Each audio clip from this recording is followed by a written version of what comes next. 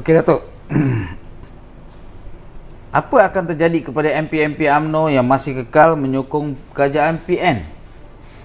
Sebab Datuk Seri Najib mengatakan inilah masa yang terbaik untuk mereka bertaubat. Pecat Saya masih lagi mengharapkan bila mana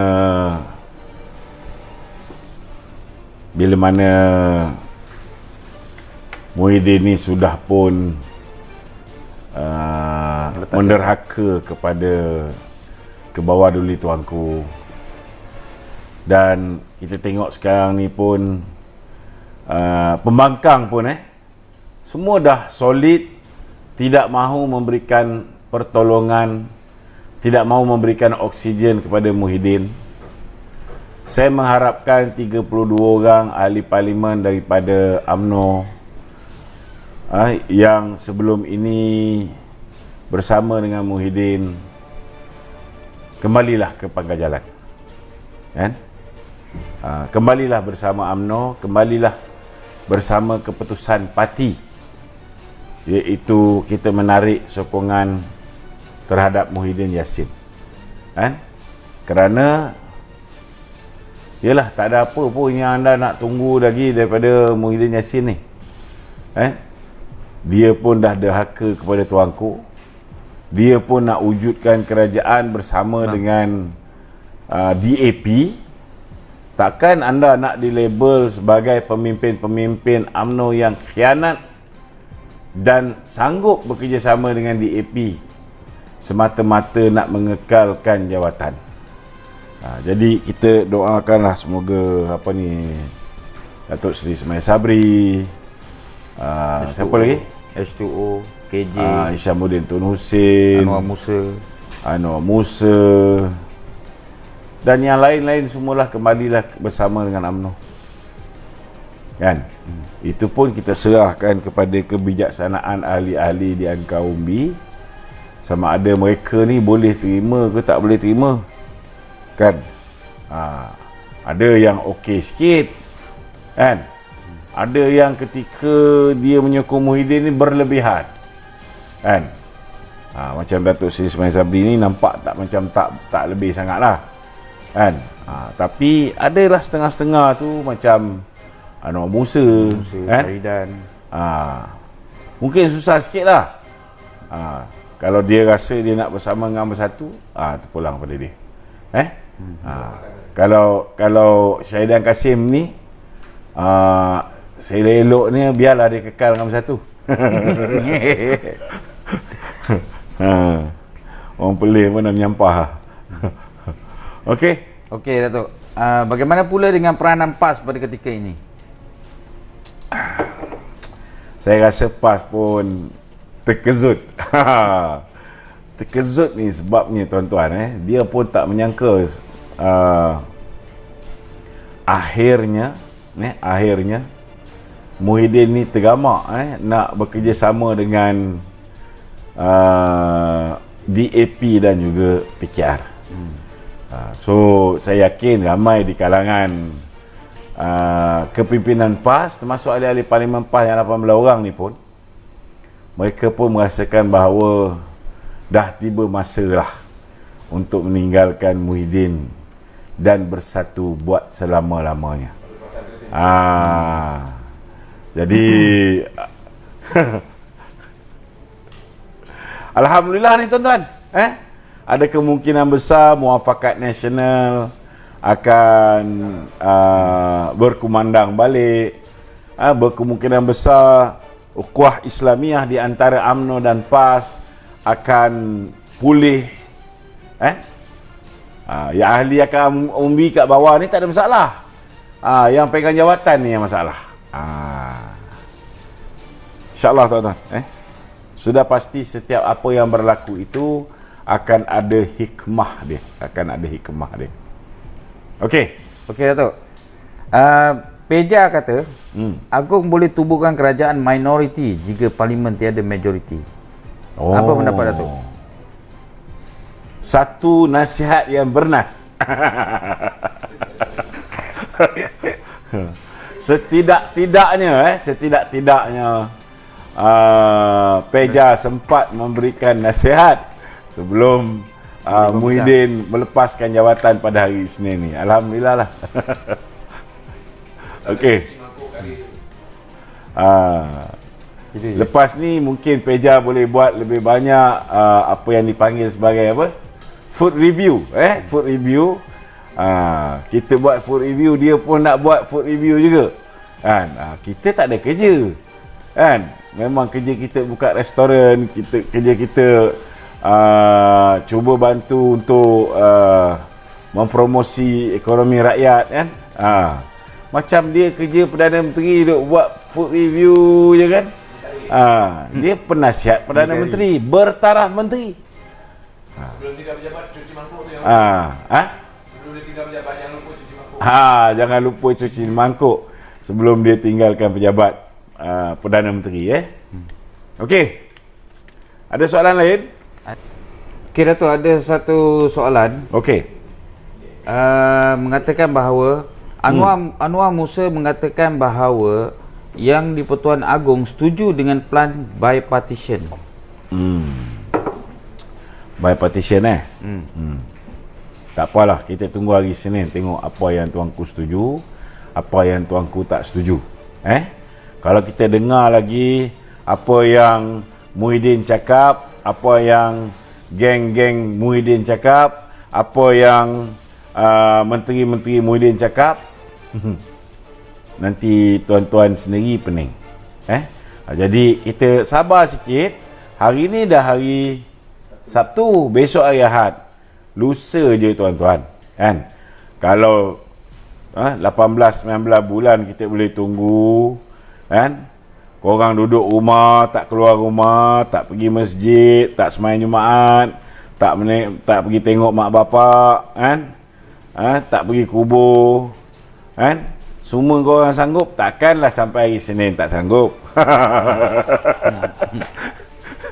Sabar. Okey.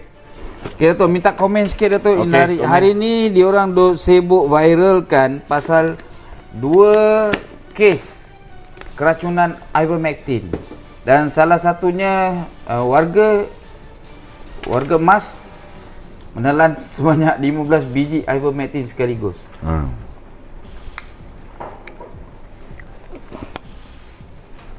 Kepada doktor-doktor suruhan DG, saya nak beritahu, cukup-cukuplah memfitnah ivermectin ni. Ivermectin yang dijual secara haram di dalam negara ni telah banyak menyelamatkan nyawa manusia. Bukan setakat dalam negara ni dia selamatkan nyawa. Di India, di Australia, New Zealand, di Indonesia, malah Indonesia kerajaan cerdik dia telah mengarahkan negara dia sendiri menghasilkan ivermectin. Malah hari ini kita tengok Pfizer sendiri pun sudah mula buat ivermectin dia yang sendiri, kan? Jadi hentikanlah daripada memfitnah benda-benda ni, kan? Kerja korang ni sebagai doktor sepatutnya memberikan penerangan, kan? Janganlah nampak bodoh sangat dengan TikTok yang merapu ni, kan? Ivermectin ni daripada tahun 1975 dah ada. Tahun 1981 dah digunakan ke atas manusia. Jadi janganlah bengap sangat kata ni untuk anjing lah, untuk lembu lah, untuk haiwan dan sebagainya. Memang ada ivermectin untuk haiwan, memang ada. Tapi kerja kamu sebagai doktor ni ialah memberikan preskripsi ataupun memberikan garis panduan. Sepatutnya gunakanlah TikTok tu untuk ajar rakyat, kan, jenis-jenis ivermectin yang ada, kan? Itu kerja kamu sebagai doktor. Bagi nasihat kepada rakyat. Kalau ada masalah, pastikan, ataupun sebelum berhadapan dengan masalah, ambil 1 biji 1 minggu sekali. Kamu kena ajar. Berat badan pasien tu berapa? Dengan berat badan pasien tu, kan, berapa miligram yang dia kena ambil seminggu sebagai pencegahan. Kalau katalah dia dah didapati positif, kan, hari pertama nak ambil berapa biji? Contoh kalau macam berat badan macam saya ni, dulu sebelum ni dah sampai 116 pula tuan-tuan. Saya ambil ivermectin yang 12 mg tu, saya ambil 2 biji. Hari pertama 2 biji, hari kedua 2 biji, hari ketiga 2 biji, kan. Lepas tu baru kita kurangkan dos. Kalau lah macam orang tua tadi tu, kan, dia makan sampai 15 biji.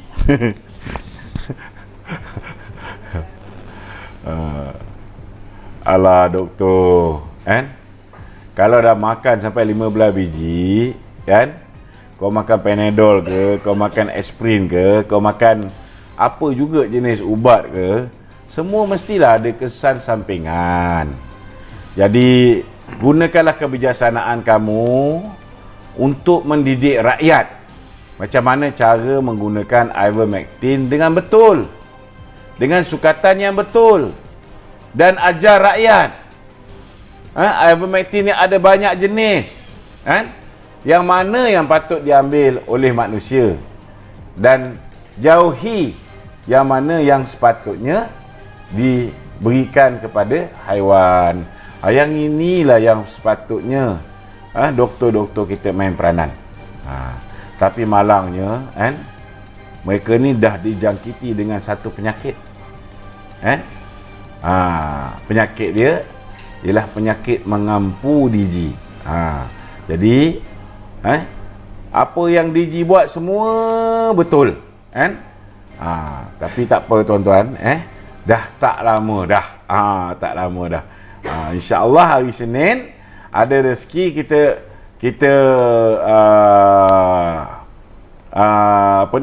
kita terselamat daripada cengkaman Mahyadin Yassin, kan? Maka ada kemungkinan besar kita juga akan ada Menteri Kesihatan baru, kan? Dan kalaulah kita ada peluang nak tukar DG pun, kita tukarlah DG baru, kan? Kalau tak boleh nak tukar DG, kita tukar Maxis. Okey, silakan. Okey Datuk, satu lagi soalan. Apa pandangan Datuk isu-isu yang harus ditekankan oleh kerajaan ataupun PMI baru bila setelah berlakunya pertukaran Perdana Menteri ini? Setelah berlaku, nombor satu perkara yang sepatut ditekankan ialah mendidik rakyat bagaimana untuk hidup bersama COVID. Ini penting. Maknanya dari segi propaganda kerajaan, sewajarnya menitik beratkan bagaimana rakyat boleh mengelakkan daripada dijangkiti COVID, bagaimana rakyat boleh membantu proses pemulihan kendiri di rumah masing-masing, tak payah tunggu dibawa ke hospital dan sebagainya. Dan dalam masa yang sama menggembling segala dana yang ada bagi memastikan ubatan-ubatan yang bersesuaian dalam proses menghadapi COVID ini. Contoh macam ivermectin tadi, hydroxychloroquine, Vildamer, semua jenis ubatan-ubatan yang perlu, termasuklah oksigen dan sebagainya, perlulah berada di dalam stok yang mencukupi, dan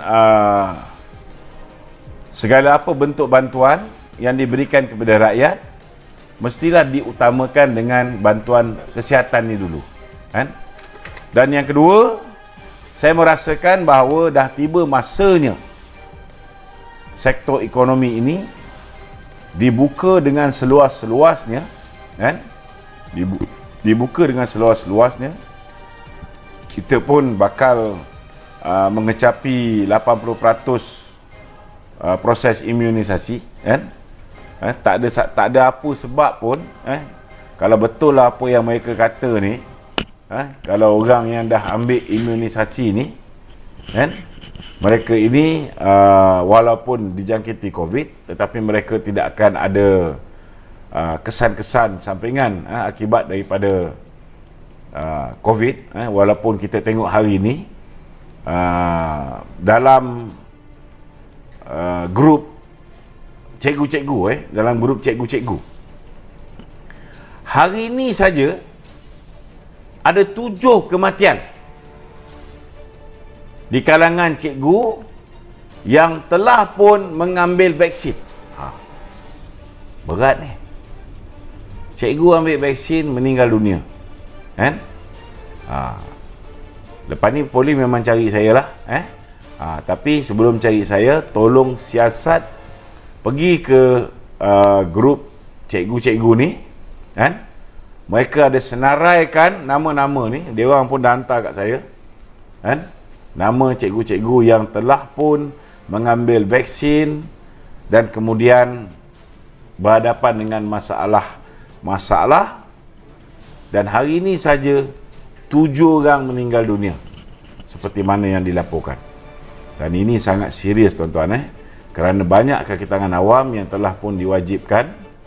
Malah ada di kalangan sahabat-sahabat kita di Sabah mengadu, mereka hari ini disekat, nak pergi pasar raya pun tak boleh kerana mereka tidak divaksin 2 kali. Kita pun dengar macam baru di peringkat cadangan, kan? Tapi macam mana ada setengah-setengah tempat sudah pun dikuat kuasa. Dan saya nak beritahu sekali lagi bahawa sekiranya kita dipaksa, kita boleh membuat laporan polis. Tolong buat laporan polis. Dan sekiranya mereka ni masih lagi memaksa anda untuk memilih sama ada nak bekerja ataupun diberhentikan kerja kerana tidak mahu tidak mahu dipanggil sebagai mengambil vaksin, kan? Anda bolehlah maklum kepada pihak PPIM, saudara Zaki. Kita ada menyediakan apa yang dipanggil sebagai peguam-peguam pro bono. Peguam pro bono ni peguam yang disediakan secara percuma oleh pihak PPIM bagi membantu anda untuk mempertahankan hak anda untuk tidak divaksin. Itu hak anda. Nak vaksin pun hak anda, tak nak vaksin pun itu juga hak anda yang sewajarnya dihormati oleh semua orang. Okey, silakan saudara. Okey, Datuk Amsani. Jangan sebut. Jangan sebut. Okey, sorry. Okey, Datuk, melihat kes COVID yang semakin meningkat hingga sekarang ni, kita di dalam lingkungan 20,000, 21,000. Sedangkan total lockdown dibuat yang tak total tu, dan bosku pun selalu memberikan idea supaya total yang betul-betul total. Contohnya 2 minggu atau sebulan. Apa pandangan Datuk dengan kerajaan baru ni, kalau sekiranya diadakan total lockdown untuk menyekat merebaknya COVID ni, seperti pandangan dan idea bosku? Adakah Datuk setuju? Saya ada sedikit perbezaan pendapat lah dalam bab ni. Kalau misalnya nak buat lockdown di peringkat awal, saya setuju. Tapi dalam keadaan kocek rakyat dah hancur lebuh, dalam keadaan rakyat dah tak tahu nak bagi anak-anaknya makan apa, dalam keadaan semua yang terjejas ini sudah tidak ada simpanan lagi. Okey, sudah teruk dah, tapi kita meminjam dan sebagainya, kan? Jadi bagi saya, Kalau boleh kita elakkan total lockdown ni, kita kena elak. Okey, tapi kita juga diperdengarkan kerajaan PN sudah meminjam berbilion-bilion. Dan adakah duit itu masih ada atau dah disauk oleh mereka? Saya yakin kalau kerajaan baru ni ambil alih, kan, tak banyak yang dapat dia ambil alih dalam bentuk wang tunai. Aset-aset pun banyak dah dijual, kan? Kalau dia dapat pun mungkin dia dapat bakul, makanannya dah tak ada. Jadi saya ucapkan good luck lah kepada kerajaan baru. It's not going to be an easy task, kan? Memang sukar, tetapi kita rakyat kena nanti akan mendapat tantangan lagi ya, dengan pertukaran kerajaan. itu sebabnya bila kita nak memilih kerajaan interim, memilih caretaker government, we must get a very experienced person yang boleh menggalas tugas ni. Kalau orang tu tidak ada pengalaman, orang tu tak tahu macam mana nak diversify our source of income, orang tu tak tahu macam mana nak cari sumber pendapatan dalam keadaan ekonomi ditutup, orang tu tak tahu macam mana nak pulihkan hubungan diplomatik dengan negara-negara yang sebelum ini berhadapan dengan masalah diplomatik dengan Malaysia, kan? Orang tu tak tahu macam mana cara nak mengatasi masalah setengah-setengah produk kita di boykot oleh negara-negara tertentu. Kalau kita tak berhadapan dengan krisis ekonomi, letak siapa pun tak ada masalah. Tetapi dalam keadaan negara berhadapan dengan krisis ekonomi ini, mesti letak orang yang betul-betul berpengalaman. Dan orang ini must be a very firm person, kan? Very knowledgeable. Agak-agak label hang tua ke label hang jebat? Tak kira lah hang tua ke hang jebat, kan? Jangan hang Tak tahu. Hang pi mana?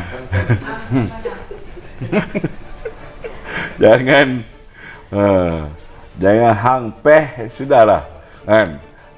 Kalau dapat hang peh macam Muhyiddin Yassin, jangan kacau.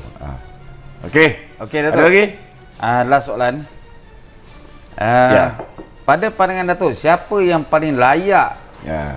untuk mengisi jawatan PMI ataupun caretaker government Saya yang baru? rasa kalau bertanya soalan dengan saya ni, jangan bazir masa tanya saya siapa paling layak, kan? Kerana kalau tanya saya, jawapan saya cuma satu, Najib Razak. Cuma ketika ini Datuk Seri Najib berhadapan dengan kes di mahkamah. Sepatutnya kes dia di peringkat Mahkamah Rayuan ni dah boleh selesai dah. Tetapi kerajaan Muhyiddin ni buat lockdown sana, lockdown sini, sampai sekarang tak lepas lagi dia. Saya begitu yakin bahawa Datuk Seri Najib boleh berlepas untuk Mahkamah Rayuan dalam kes SRC International. Dan kita tengok beliau pun dah dapat 114 juta ringgit duit yang dirampas oleh pihak polis ketika kita tukar kerajaan. Dan dalam keadaan hari ni sekiranya diambil kira kes mahkamah Datuk Seri Najib, diambil kira kes mahkamah Datuk Zahid, kan, memang tak banyaklah orang yang berpengalaman yang masih ada. Tapi ada. Contohnya Yang Berhormat Mulia Tengku Razali Hamzah. Dia seorang yang pernah menjadi Menteri Kewangan, kan? Dan dia juga pernah bertanding jawatan Presiden UMNO dan menang. Cuma nasib dia tak baik, kena main dengan Mahathir. Antara Datuk Seri Najib Razak dengan Kuli, sekiranya kita dah tahu tepi soal isu kes mahkamah, mana yang Datuk prefer dalam situasi sekarang ni? Saya rasa saudara ada masalah pendengaran.